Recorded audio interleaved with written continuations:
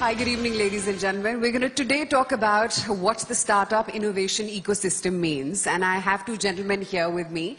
Would be unfair to call that they actually run startups because their companies are names that we reckon with, brands that have more recall than any other. But Deep, you started a startup when startups weren't called startups. And I'm not hinting at your age by any standards here. But tell me a little bit more about how things were back then. We're talking, what, 20, 25 years back?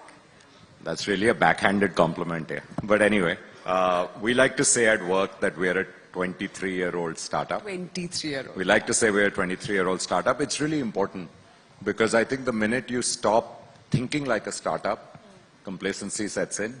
And in a tech world, I think that very often is the beginning of the end.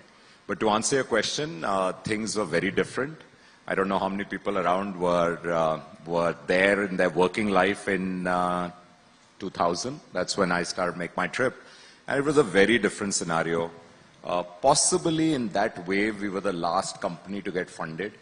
And funding of $2 million was a lot of money then. So it really was a lot of money. .com bust hit India very soon after that, 2001. And our VCs wanted that money back. And so, you know, within a year of starting, going on the right direction, website on, everything working, obviously not, profitable by any stretch. It was a good 3-4 year plan. We were confronted with a choice that either you buy back the company, to which my retort was, if I had the money in the first place, why would I have taken your money? Or you shut shop and you pay everyone 1 or 2 months of salary and, you pack up. And this was .com bust of 2001. The word .com was a bad word. People wanted to remove it, purge it from their names, zero funding. So when we talk about, the current kind of, people like to call it a funding winter, and I'm sure you'll talk about that. It's nothing compared to the funding tundra at that point of time. No one wanted to touch a startup. And on top of that, for travel, it was very bad because it was just after 9/11. All our business was US, India. And there was a triple whammy. The great-grandfather of COVID was SARS, which was actually in 2000. So it was pretty bad. But I think what kept going, or kept us going definitely, was belief that we are on the right track due to two things, which again all startups should keep in mind: left brain, right brain. So left brain telling you analytically you're moving in the right direction. Things are getting better month on month, week on week, conversions are improving, blah, blah, blah. Right brain, which I think is far more important, I'm sure Prashant has felt that too, which is your gut instinct. So fundamentally, what do you feel from your gut? And the gut has 25% of the neurons of your brain, and therefore thinking from your gut, what do you feel there? And I think to have a really small but strong team around you who has belief is also critical. So I think we got all of that, tied it through 2 very difficult years, cuts in salary ranging from 30 to 100% at the top. But honestly, if we hadn't done that, we would have got flattened in the next crisis. So I think in a weird sort of way, those are blessings. Those tough times are blessings for startups. Whoever survived COVID, I can tell you, is now inured, is like, the metal gets basically hardened. Yeah. So you are really steeled for the future, and that really helps. So I think going through a crisis is important. Those startups went through that crisis. Current startups are going through their own crises. Startups who haven't seen a crisis, I think, will probably learn, could be a very hard lesson when they face a really serious crisis. So it's important to do it yourself. I don't think you can learn it from a textbook. Yeah, absolutely. But before we talk about all of this, considering you founded Make My Trip, and now you're saying 23 years back, how did the idea even come into place? So for me, I think it was a culmination of 2 or 3 different things. The first thing was I'd worked 3 different companies after an MBA, 2 very large companies. My last job was with GE Capital, which is a fantastic company, great place to learn scale. But I did realize by then that I'm not a big company guy. So my one thing inside my mind was smaller company, maybe apna kuch karna hai, but it was honestly not that big a driver. For me, the big driver was the internet. The internet presented itself as something which will change everything. And dare I say, I'm getting the same feeling again now with AI in a different way. It is going to change a lot. I don't think we should trivialize this. This is not something like cryptocurrency where we think it could be faddish. No, this is going to find its way. It's pervasive into everything like water. So I think the internet presented that opportunity that, hey, now you can do something of your own. You can put all your life savings, which wasn't a lot at that time, but you can get funding on a business plan.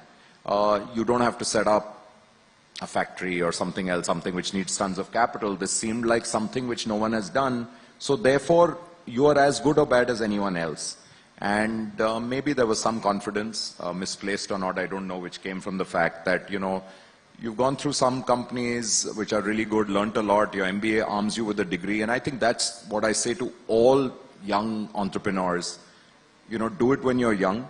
I don't know what's the right formula. Is it right out of college or is it after working a bit? For me, it was after working a bit, and that paid off while scaling up, not while starting. While starting, you can start very young, but when scaling up, I think that really helps when you want to attract talent, when you want to build a team, you want to build something durable and for the future. That helped me a lot. So I think it's a combination of these 2 or 3 which gave me the thing, and travel was something which was, I think I've always loved. So it was something which, yeah, that's a good point. I'm a little crazy about travel. So I think it's the combination of factors. So great. And Prashant, in that sense, the internet must have given birth to your company as well, right? Because traditionally it's your chemist who you go to the prescription with, sometimes even not, right? When you're picking up just your regular disciplines, etc. Such a large unorganized sector which you brought to everyone's phone. What did you think was the right opportune time, or did you think when you launched was the right opportune time? How did the idea come about? So see, I was actually in the US in 2009 and working in the healthcare sector there as a consultant. And one thing was very clear, that the US healthcare system, for all its faults, every single thing is very sophisticated and very technology was playing already a decent role, and we felt that the Indian ecosystem will go through an evolution, and it has to, because so much good comes out when you actually have the power of knowledge that is consolidated in that data, and you can learn from it. And so we felt the Indian ecosystem will go through that transition. The startup world had begun. So in our case, actually, internet was not the big thing, it was the mobile. The mobile revolution had begun. And what that did was, internet was in the hands of people, and it was where they were, where they wanted to be. And for a business like 1mg, that was absolutely critical, because it starts with clicking the picture of the prescription. You can't do it on the desk. Like the earlier versions of mail order pharmacies as they used to exist in the US or other parts of the world, that used to be fax and scan and all of that, which is very, very cumbersome. Mobile changed the game, that you could capture that kind of information, and this ecosystem had to at some point in time get digitized, organized, and data was going to play a role. So when we thought of what would be the one sector where we feel fundamental change will happen, it seemed pretty natural at that time that it will be healthcare. A large sector with a lot of pain points, not too many people from the technology side trying to address that.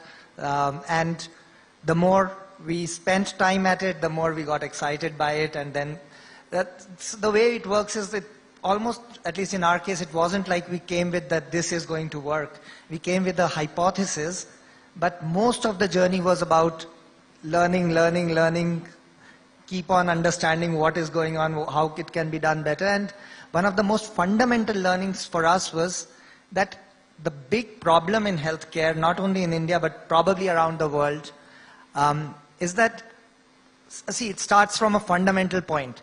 Nobody likes the healthcare companies or healthcare that they get. And it's a very strange thing. If something is making you live longer, better, it should be a sector that is more admired, not less. But the fundamental problem in healthcare, especially services side, is that it's not designed historically with the consumer at the center. It's either designed with the provider or the payer, the insurance company at the center. And we felt, I came from FMCG background before business school, and it seemed very natural that why not create a healthcare model with the patient at the center and everything else around it. In 2009, it was considered some people thought it was a radical idea, some people thought it came out of pure naivety, and it could be a bit of both. But it felt that this is the way it should be done. And with technology, with data, with context, all of that was kind of becoming possible. So we decided, okay, this is a space that looks interesting enough, a problem big enough to be solved. It has to get solved because it's solvable. And we jumped in. And however, as one of the problems or the things about the regulated sector and entrepreneurship is you are trying to disrupt status quo, but it's a regulated sector, and the job of the regulator is to preserve status quo. So it goes through a longer transition cycle than a lot of other sectors at times, but I think at the end of it, it's worth it. Right. But talking about your journey, your aha moment came in soon after, right? When Tata's backed your company. Your company is now called Tata 1MG. So tell me, I mean, how did that happen? Well, soon after, the journey started in 2009, and 2021 is when the Tatas came in with investment into 1MG. I think it was a very opportune time for us. One, it's a brand. Tata Group has been built on trust, and that's a very, very important thing, a 150-year-old legacy of doing things the right way. Very much resonated with how we liked to build our company, and I think we felt that our long-term vision to create India's most admired and impactful healthcare company, we could not find a better partner than the Tata Group. And for many years, Tata Group looked at healthcare more as a charity, with a lot of support that healthcare ecosystem got, but they expressed an interest to get into the healthcare service delivery side of things, pharmacy, diagnostics, and found us to be a suitable partner. We felt all that we wished to create a good quality healthcare company in India that would get a big step up with a partner like the Tata Group. So that's how the deal happened. Deep, when you talk about qualifications for startups, one thing is clear, you've got to be an MBA, as both of you are. No, I don't agree. I don't agree. This is just 2 out of 2. I don't agree. I actually think going forward, you should think very hard about doing an MBA. Yeah, I think, there's an opportunity cost of time and capital. And honestly, maybe if you had a third person here, you should have got one from education. So by the way, I couldn't help but think how our two businesses couldn't have been more diametrically opposite during COVID time. So we were obliterated, right? We were flattened. You were going through a bust and it was boom time for you. And I remember, we've known each other for a long time, and I was talking to Prashant during those days because we were also working on a very interesting project together, which was Arogya Setu, actually, both of us. So it was really fascinating, and I've never seen him busier because they were just so busy with everything that was going on, and we were creating new things, and we were obviously cutting costs. So, but you should have a third seat here, which was education. And I think the way education is going to get revolutionized through technology, possibly more than anything else, is something which people have to be, again, very cognizant of. So are you better off tomorrow picking up 5 courses from Coursera, Khan Academy, anywhere else, IIMs, they're all giving online courses, go for programs, and arm yourself for the brave new world? Or do you want to are you ready to give 2 years or 1 year? There are many good 1-year MBAs now. It's worth thinking about. So I would not say it's the prescription. It just so happened. We had to totally echo that. Totally echo that. I think education needs to go through a very, very big revamp how it happens, because what is important is to know the process of learning.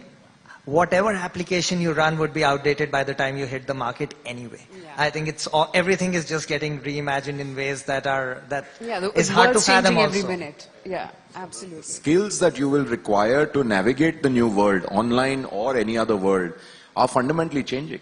So when we were growing up, I think at least us, sorry, not you. At that point of time, most people in my generation and lower will be very strong in India with mental math. Yeah. Right? This generation, I see my own kids, it won't be the same because they had a calculator which was allowed to be used. We weren't allowed a calculator. We took great pride in knowing our mental math, which probably helps in some sort of way. Going ahead, I don't think either is relevant. we are talking about There's ChatGPT for everything. ChatGPT and much, much more. So I think, but the skills that you now need is what are the right questions to ask? Or how do I analyze all the data out there? The problem today is there's too much data. And what to glean and what to pick out. So, but that's another topic. Yeah, but we're digressing here. Okay, so coming back to startups, right? He got massive funding, he got that acknowledgement from the Tatas, but for you, the VCs were wanting the money back ASAP, right? It was way before startups were called startups. So how did the journey then move on from there? Okay, I'll give a very short version because I don't think we have time for the long version. So we went through our winter, 2001 to 2005 was tapasya, and belief in, something is out there. And I can tell you for any founder, the toughest thing is not that I am going through this journey. The toughest thing which keeps you up at night is that there's a bunch of people who are believing in you that you know where to go. Yeah. And that's very scary. So any founder, actually, that is what keeps you up at. People say, what keeps you up at night? Not, you'll say, okay, tomorrow, even if we have to wrap up, I'll figure out something else to do. But what about those 20, 30, 40, 50 people who are out there, who believe in you, and have placed their implicit trust in you and saying, show us the way kind of thing. So that's scary. So luckily, tapasya paid off. 2005, fundamentally, two things changed. One is funding scenario changed a lot overall for internet. I ate humble pie and went back and took some VC money because I realized to build a brand in India, you can't do it with less money. It's important. Also, for us, the advent of low-cost carriers changed everything. So Air Deccan came about, I think, around 2004. And suddenly people were seeing these big advertisements, Air Deccan, Spice, Indigo, they all came and they said 999, Delhi, Bangalore, Delhi. And he's saying, I want that. You called up your travel agent saying, I want 999. The travel agent didn't want to sell 999 because he or she made very little money on that. Thin margin, if at all any. Secondly, you had to give money up front. So let's say, Aisha's bought the ticket, said, I want to go to Bangalore. The travel agent trusts Aisha, bought the ticket. Aisha changes her mind for different reasons, whatever, genuine reasons. Travel agent is out of pocket, the money is gone, he has to chase you. You might pay up, but for everyone honest Aisha, there'll be two other people who will not pay. So the travel agent had no incentive to sell low-cost carriers. I think we seized that opportunity, which was our aha moment, to borrow your phrase. We built direct connects with every low-cost carrier, as well as APIs of GDS companies. So what you see today is not very different from what you saw in 2005. Put Delhi, Bangalore, Delhi, put your dates. You got all the choices. So for the first time, I think in Indian travel history, the traveler was in control. Fundamentally different from the travel agent being in control. Even if you sat with the travel agent, it was a green and black cryptic screen, you could not understand it. Travel agent saw it. So the travel agent would say, ye available nahi hai. And you had no choice. Yeah. Today you are in control, and in 2005 also you made a choice. Do I want to pay 1,000 rupees more and get meals and extra legroom and go at a convenient time? Do I want to save 1,000 rupees, go at an unearthly hour with less legroom and no meals, but I could save total 2,000 rupees? But you made an informed choice. I think that really connected well with the consumer. And for us, there was no turning back. So 2005 to 2010 we IPO'd. And in those 5 years, we grew 25x. And that, I think, was then. And thereafter, it's been a good mix of both organic, inorganic growth. So can't complain. It's been good. Absolutely. Yeah. You're a brand recall. It's amazing with you guys. But Prashant, now, each time you open a Pink Paper or watch a business channel, there's also just so much focus and limelight around startups, right? Everything from the crash that some of them have had the minute they listed, from what they listed to now what they're trading at, or for that matter, the kind of valuation downsizing some of them are facing. Do you also feel with a lot of funding comes a lot of pressure as well as a startup founder? It should. I think for startups to succeed, by definition, there are a lot of new things that are being tried. It's not a tested business model for a while, and you need sometimes the freedom to make a few mistakes and luxury of some available capital to try out a bunch of things. So from a long-term overall perspective, these phases, I think, are actually par for the course. They're needed for the churn that needs to happen. Having said that, anybody who takes capital should feel the pressure to deliver, and I think most people do. In the ecosystem, when the capital liquidity is good, momentum is positive, people raise a lot of money, that is a good time to try out a lot of experiments, and then come phases like this. And it's a cycle, what we have seen not only in India, around the world. This is the phase where actually a lot of the real businesses get built, and the value of that money actually comes to fore. So in that sense, it is, I think, a nature of the ecosystem that it has a period of some excesses, then it's a period of belt tightening. The churn happens, not everyone makes it to the next level, but the companies that come through these kind of phases, as Deep was mentioning earlier, they are the ones that have been through some deep forging, and they are resilient to actually build the large companies of the future. So we are still a very young ecosystem, and I would not be too harsh on the ecosystem for basically having a phase where money was so easily available. But why is it available is also very fundamental, is because investors see big growth in Indian opportunity. And for that, the money that is coming in wants the entrepreneurs to try out new business models, new things, and they're all smart investors who know that not everything will work out. Some of them will, some of them won't. Valuation will be high, valuation will be low. Those are all cost of capital discussions that not in the entrepreneur's control. So if capital is available, they will raise money, they will try out new things. When capital gets tight, they will tighten the belt, try and make sure their business stands on its own 2 feet. But Deep, you know what's happening now is also that these business cycles that Prashant just spoke about are getting narrower and shorter by the day, right? From the COVID, Shorter and sharper. to now, Yeah. things have changed, and these things have changed at a pace that none of us can catch up with. I mean, from the onboarding of these startups to their listing, to the kind of valuation frenzy that they were quoting at, and to now the path to profitability that they're all talking about, right? Because they have no option. It's the shareholder money out there. They've got some tough questions. What do you have to say about that?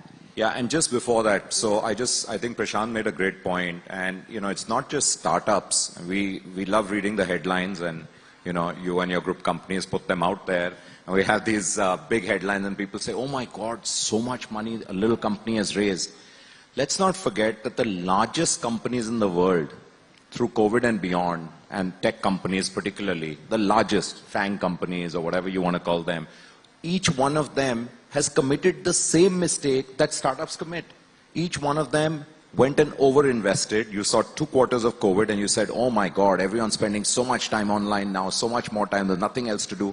Invested big time in people, like hired in droves, in thousands, invested a lot in new tech, which no one knew enough about, call it the metaverse, call it whatever else, and everyone now has been laying off in droves. Yeah. So it's a really, I mean, if the largest companies we are talking about 3-digit, $100 billion plus kind of, valuations, if they couldn't figure it out, I mean, how can you blame a young startup? It's normal what happens. What I think is the caution, and Prashant, I don't know if you'll bear me out, I think the real thing out here is when you take a lot of money at a high valuation, you feel the pressure, yeah.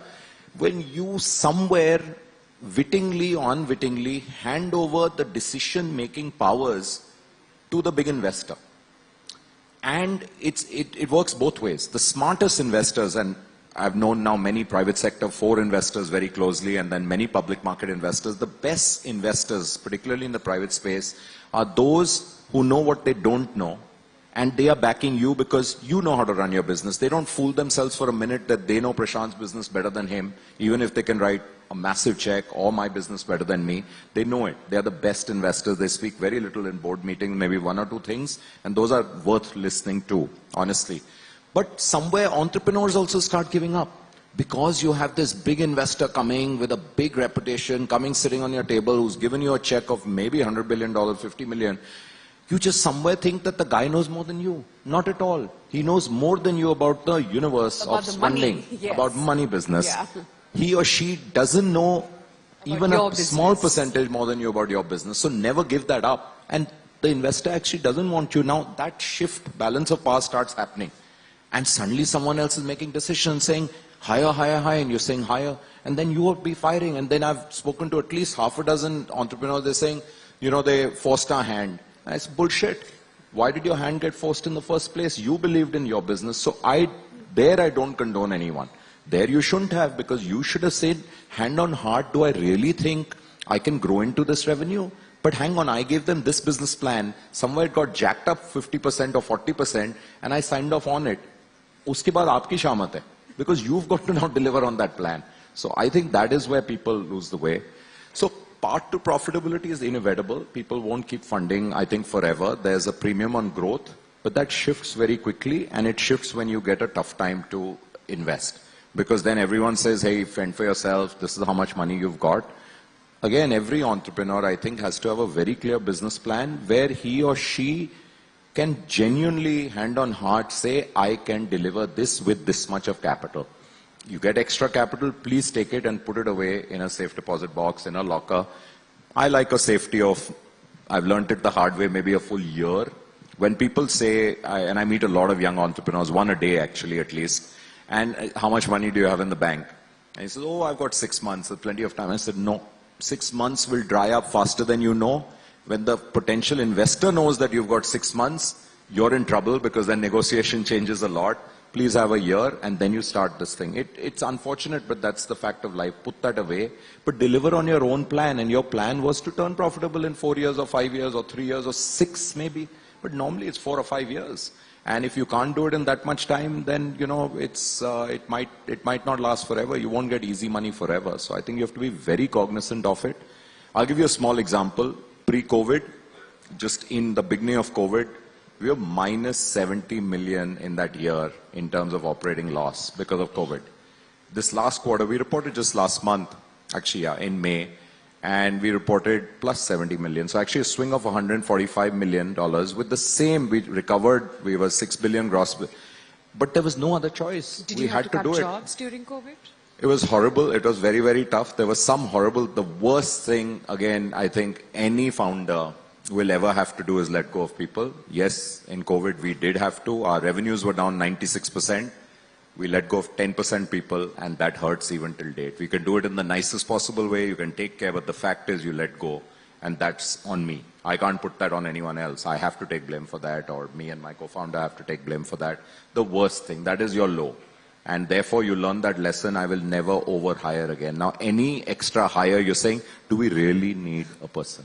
Really, it's worth asking. Do you really need another warm body? I hope my human resources is not sitting here, but anyway, yeah. But Prashant, you've got investors who not just know money, but they know business like no one else, right? So tell me, what have been the conversations with, say, N. Chandra, and have you spoken with Ratan Tata? What are boardroom conversations with them like? I think they're very supportive. They back us to do things the right way, and I think, like strong operating people that they are, they have words of wisdom, but they are very, very evolved in the way they would not want to try and run your business either. So it's great to have the support from people who've seen quite a lot and achieved that much. Having said that, I do enjoy all the freedom that I need to operate the business. So. Any words of wisdom, any learning that you've had from them? Nothing that I can share right now, nothing that comes to mind straight up. I'll hold on. I'll put you in the spotlight for that. But anyway, you both mentioned something, actually Prashant, you mentioned that, about the regulatory environment right now. And now this 20% TCS, will that impact your business in any which way? Are people not going to want to travel abroad? Where were you planning to go? Well, let me not discuss my holiday itinerary here. In jest, but on a lighter note, do it before 1st of July. Till 1st of July, there's none. You can pre-buy. We're running a campaign right now that you can actually, on a prepaid card, it's terrible. We have been going crazy. I'm wearing many hats, including association hats, whether it's CII, Tourism Committee co-chair, WTTC co-chair, and it is really, really horrible for us because, and for every traveler. Yes, you get the money back. If you pay tax and pay tax at rate of 20% more, you'll get it back. You can even get it back on a quarterly basis against your advance. Or even now they're saying you can even employers can adjust it against. Yeah. So but still it's a deterrent. You have to pay 20% more upfront. And honestly, And it's an extra step I know added. where it's coming from, but we all know that if you want to enlarge your tax net, there is something very big sitting out there, but you should be able to approach that. You should be able to do that. So I do not waste any opportunity where I can lobby it. This is not going to get us there. This is just going to be a hindrance. Luckily, I think people are listening, and we are hoping that it will be at least either moderated, rationalized, made easier, because if every credit card bill and every this thing's going to happen, I think it's very regressive as a step. So I really think this is terrible, and definitely at some point it's going to have an impact. Let me tell you, every time fares go up, domestic fare goes up by 10%, you see an impact there and then, because there's always someone on the margin, business travel or leisure, saying, is it worth it? Or should I postpone this trip? Should I combine this trip? Should I go by, road or rail? And that is normal, right? Not everyone will say, ye to karna hai, should I make it a shorter trip? So overseas, everyone's having the same question. They're saying, like, where did this come from? And I really think this is, really excessive. And it's not good for the industry. It's not good for the consumer. I mean, this is something which everyone today aspires to do, and why not? I mean, I think it's one of the, true joys of life. It's not a vice. It's probably well-traveled means it's a very good word. It means you're actually well-versed. You should travel. You should see the world. It's a great joy. You were locked up for 2.5 years. See your country and see the world. But they're not mutually exclusive. People do both in the year. So we are hoping, and we are still fighting, and we hope to see some degree of moderation here. But this will definitely impact foreign travel, you For think? sure. For sure. Prashant, similarly, there's a lot of regulation in your business as well, right? More than any other sector, perhaps, if I can think of. What's then the future? I mean, would you be able to compete with that omni-channel of your regular chemist? So I think it's one always wishes that the regulatory regime was, I think, more than Easier. anything, easier and clearer, faster. I think that time-bound clarity is important for any ecosystem to thrive, and one does hope for that in everything we do, because see, the startups anyway are competing a battle that on multiple fronts, and for investors coming in, regulatory clarity plays a big role, and our ecosystem in that space, I think, lost quite a bit of momentum in the last 5 to 10 years due to ambiguity in various parts of the regulatory ecosystem. As the industry has matured, I think the good news is that the regulators are very actively participating and listening. The problem is that many startups don't have the luxury of that long a runway to operate or try out their innovations, especially in a regulated sector like this. So it is, from our experience, what is important for us, or what has worked really well, is actively, proactively engaging with the regulator. Since inception, we have been spending a lot of time just making sure everyone is aware of what we do, how we operate, what's the benefit of that to the ecosystem, keeping it as open, transparent as possible, and I used to spend 20 to 30% of my time just trying to explain the business model, half the time to investors and the other half to the government and regulators, and then also the media. But that is an investment that unfortunately has to be made in any regulated sector upfront. Now, going ahead, given the opportunity ahead, and we'll see a lot more sectors now, frontier tech, pretty much everything is going to go through a regulatory a kind of a conversation. As a country, we need to move a lot faster with a lot more deliberate point of view that yes, this is the way innovation should move forward. This is the way the regulatory regime will keep up or catch up with innovation. Because, as you also mentioned earlier, the cycles of everything are actually going much shorter. So we are already way too late to the generative AI game, the large language models and all that stuff, but there's so much more happening and we have to catch up, and very, very fast. So a lot of good stuff is needed on the regulatory side. I think people understand it. It's just now the time is moving a little too fast and we need to move fast. Awakening is happening now. But gentlemen, I wish we had more time. This cycle has also been short, but I hope, all our audiences could gather a little bit more about how to run a startup and a successful one. Thank you so much. Thank you very much. Thank you. Thank you, Mr. Kalra. Thank you, Mr. Tandon. And thank you, Aisha.